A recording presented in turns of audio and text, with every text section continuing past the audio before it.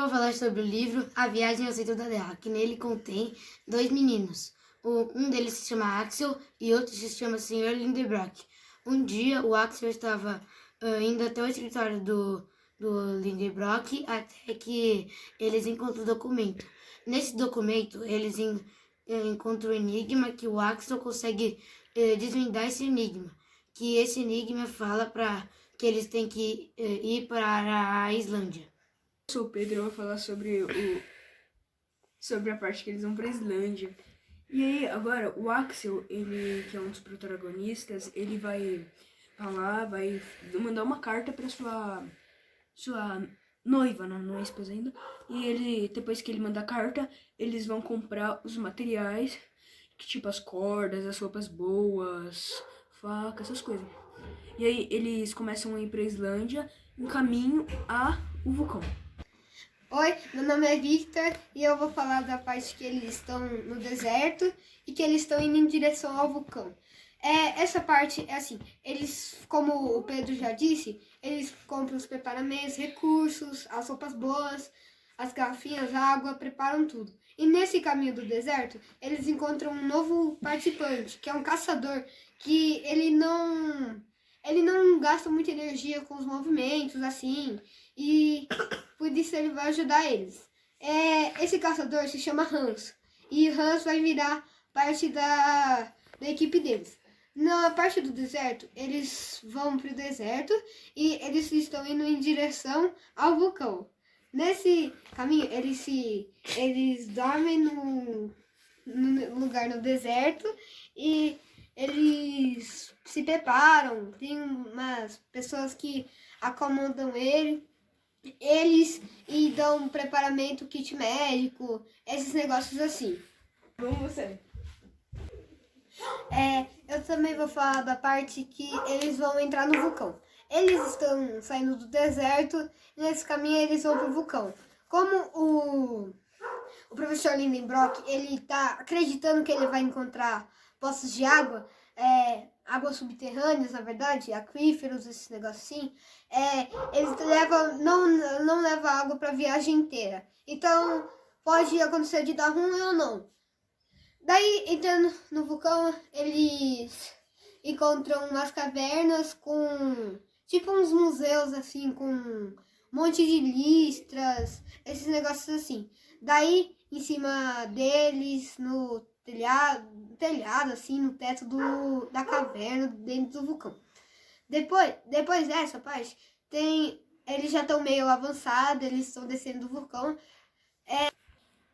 Daí o Axel, ele se perde e ele percebe que não tem ninguém com ele, como eu já falei. Daí ele volta, ele fala, como só tem um caminho, não tem caminho separado, que separa o caminho, é só eu voltar, que daí acontece tudo normal. Daí ele volta. Ele espera que esteja só 15 minutos do acampamento. Daí ele volta e ele tá voltando. Ele passa os 15 minutos, nada do acampamento. 30, nada. Até que passa 1 hora, 2 horas, nada. O Axel, ele já tá cansado e exausto também por causa da viagem que ele tava fazendo pra achar de volta. Até que a luz dele acaba. E aí o Axel acaba a luz dele e a água. Ele fica sem enxergar nada. Ele precisa estender os braços e ir por um lugar assim e encostando as coisas devagar. Daí, enquanto ele faz isso, a água vai acabando e ele vai começando a passar mal. E daí ele chega numa parte que ele perde as forças, acaba deitando, de tanto gritar pro professor Lindenbrock escutar, o Hans também, às vezes escutem. O Axel perde as forças, deita no chão e começa, perder as forças, perde a morrer. Daí ele começa a gritar, daí ele escuta uma voz, ele escuta um estrondo. Daí ele acha, deve ter acontecido alguma coisa. Deve ser os meus comparsas, meus companheiros, tentando fazer as coisas. Daí ele deita no chão e ouve um estrondo novamente. E daí ele estranha, né? Por causa que não é normal ter um estrondo. Até que ele começa a ouvir vozes. E é o professor Lindenbrock e o Hans chamando o Axel. Eles estavam chamando o Axel e o Axel escuta bem baixinho, porque dava mais ou menos 6 km de onde eles estavam, assim, de espessura de parede. Daí o Axel encosta na parede e começa a escutar um pouco do professor. Daí o professor fala com ele: Axel, aonde você está? Ele fala: eu estou aqui. Daí ele fala: você está sem água? Eu falo: está. Espera, vamos, você consegue se arrastar? Daí Axel fala: um pouquinho só. Daí eles se encontram e depois daí eles se encontram e continuam a viagem até que eles chegam num mar. O Victor já disse, eles se encontram de novo e eles continuam caminhando e acabam achando uma caverna onde tem um mar subterrâneo dentro do vulcão. O Hans, que é o caçador que eles acharam no deserto, constrói uma jangada. Continuando, como o Hans, o caçador, né, ele constrói a jangada, eles vão atravessar esse mar subterrâneo e colocam todas as coisas deles lá. Eles, para não ficarem sem comida, eles decidiram pescar. Enquanto eles estavam pescando, eles achavam, depois de um tempo, eles acharam animais extintos, como peixes cegos, e animais com cabeça de cobra, como de crocodilo, e essas coisas brigando.